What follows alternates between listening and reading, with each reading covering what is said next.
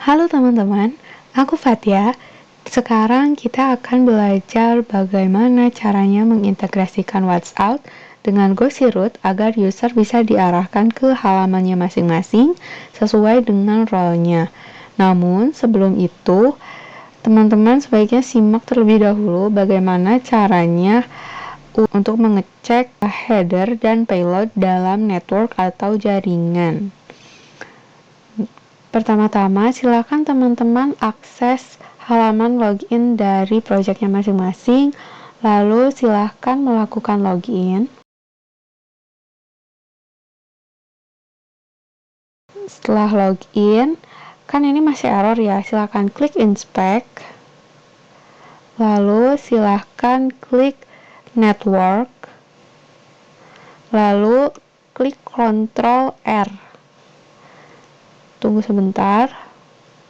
Nah, di situ ada kan errornya user, tinggal diklik, lalu di situ ada header dan payload. Payload ini adalah preview dan response. Nah, jadi akan ketahuan apa sih responnya dan apa sih yang errornya gitu, untuk kita perbaiki bersama-sama. Seperti itu.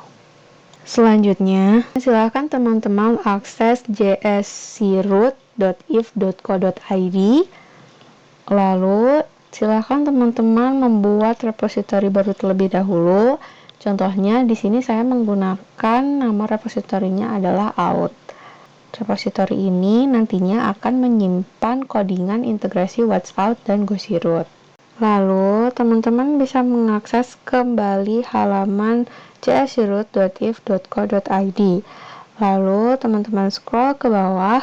Nah, sebelum kita mengarah ke lebih lanjut, saya akan menjelaskan sedikit mengenai function dari codingan yang ada di sini.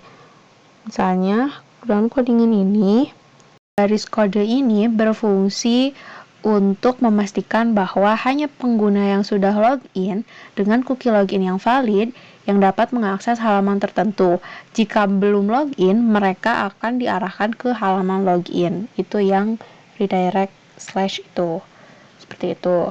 Lalu, codingan ini atau fungsi get.json yang terdiri dari URL, header key, header value, dan callback function ini berfungsi untuk memastikan bahwa aplikasi dapat mengambil informasi pengguna yang sesuai berdasarkan token login yang ada di cookie.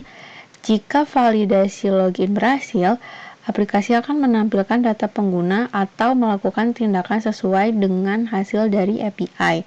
Dan ini adalah callback function-nya, di mana di dalamnya terdapat function setinner yang berisi konten dan teks. Setelah itu ditambah result, data, dan name, di mana konten di sini adalah ID dari elemen HTML yang akan diubah isinya.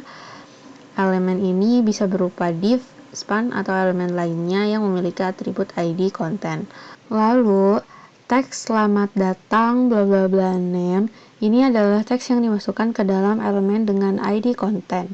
Cara kerjanya adalah ketika fungsi setinner dipanggil dengan parameter konten dan teks yang sesuai, maka isi dari elemen dengan ID konten akan digantikan dengan teks tersebut.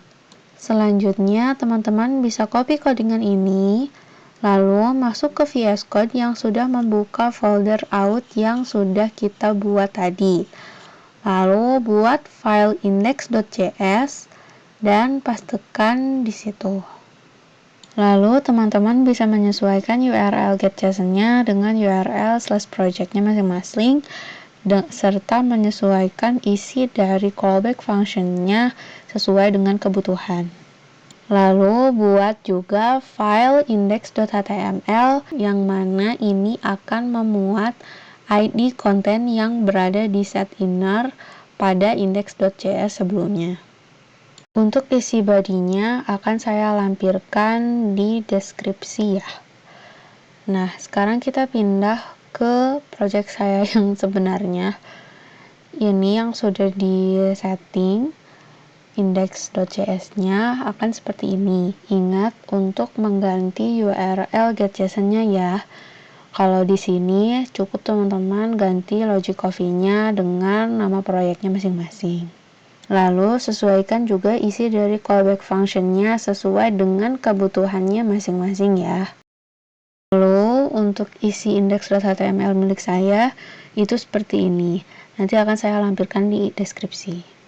Jangan lupa untuk memanggil script index.js tadi di file index.html ini dan juga tambahkan title-nya. Lalu kita pindah dulu ke codingan yang memuat halaman login di chapter 1. Di sini saya sudah mengubah qr.js menjadi index.js. Nah, pastikan out param.redirect-nya itu mengarah ke repository out atau ke halaman out. Lagi ke codingan yang out tadi, kalau misalnya teman-teman belum push ke GitHub-nya, maka silahkan teman-teman push dulu codingan out yang sudah kita buat sebelumnya. Selanjutnya teman-teman bisa buka codingan backend-nya masing-masing, lalu masuk ke model dan buka webhook.go, lalu cari struct user domicado. Struct ini adalah representasi dari user. Jadi, teman-teman tidak perlu membuat struct baru untuk mempresentasikan user. Apabila misalnya teman-teman butuh tambahan berupa role, teman-teman bisa tinggal tambahin aja elemennya atau fieldnya di sini. Lalu diketahui juga perbedaannya JSON dan BSON di dalam struct ini itu gunanya adalah JSON itu gunanya untuk mengubah isi field di struct tersebut jadi format JSON. Sedangkan BSON itu sama aja sih, cuma dia ngubah isi field di struct untuk disimpan di MongoDB. Lalu omit empty di sini itu jadi field tersebut opsional gitu, jadi nggak apa-apa kalaupun nggak diisi. Selanjutnya teman-teman masuk ke MongoDB, klik collection user, lalu klik add data, lalu klik insert dokumen, dan isikan sesuai dengan struct user domicado tadi untuk field dan isinya dalam bentuk BSON atau format BSON. Setelah selesai, klik insert. Setelah itu kita kembali ke codingan backend-nya teman-teman, lalu buka controller dan klik user.go. Setelah itu di line 52 yang add get secret bla bla bla itu ganti dengan config.public key watch out. Lalu teman-teman buka course.go. Nah, ini isinya jangan diubah-ubah ya, kecuali teman-teman menambahkan origin dari proyeknya masing-masing. Selain itu, jangan ada yang diubah. Kalau merasa sebelumnya ada yang diubah, silahkan dikembalikan seperti semula. Karena kalau enggak, nanti akan error. Dan juga jangan menyimpan isi dari public key ataupun private key di api.go, karena itu bersifat rahasia. Jangan dulu di-push. Sekarang teman-teman buka repository backend-nya masing-masing, lalu klik settings. Setelah itu scroll ke bawah, klik secret and variables, klik actions.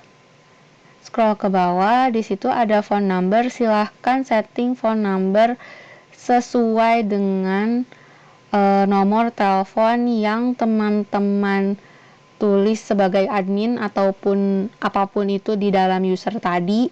Jangan ngadi-ngadi untuk diketik sendiri karena takutnya typo nanti malah error. Kalau udah selesai, teman-teman bisa klik update secret lalu selesaikan prosesnya. Setelah itu kembali ke VS Code yang berisi codingan backend tadi, lalu push dulu, tunggu sampai deploymentnya selesai. Kalau sudah selesai, teman-teman bisa coba login ke halaman web dari projectnya masing-masing. Nah, kalau misalnya sudah berhasil, akan jadi seperti ini. Kira-kira seperti itu. Segitu dulu dari aku. Sampai jumpa lagi. Dadah!